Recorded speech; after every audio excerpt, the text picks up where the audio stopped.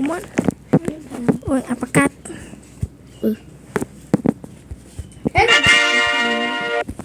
Kita mau mati zelak Trai mà không mau rồi.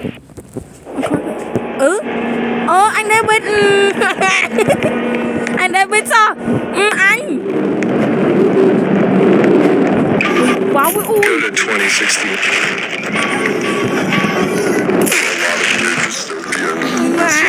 bớt lại không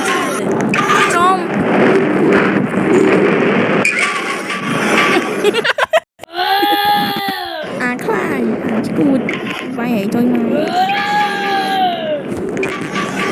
vậy thôi mà vậy em anh chơi gì mua mình đi sao ôi mình xây trong cụt càng là hao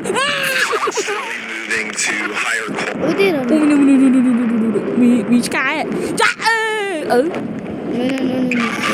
Chơi. Càng tôi sao với ổn càng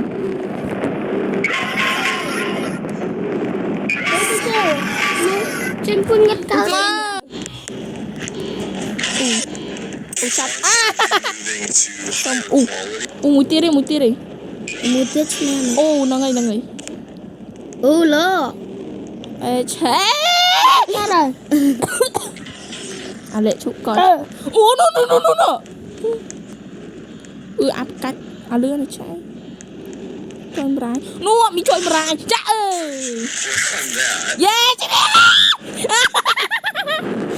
chị đây yeah Chạy cho thôi chưa mình được. đi hái brai anh cứ chết David ok em David oh my god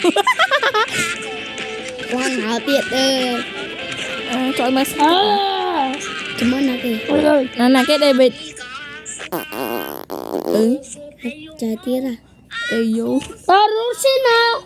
xin anh khai Go away. oh god try me in my car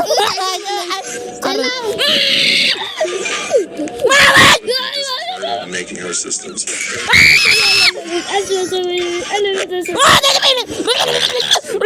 This is what better and better AI. No ơi Đây là cho lên này. ngồi khục này ngồi Y lại cho lên được kệ này.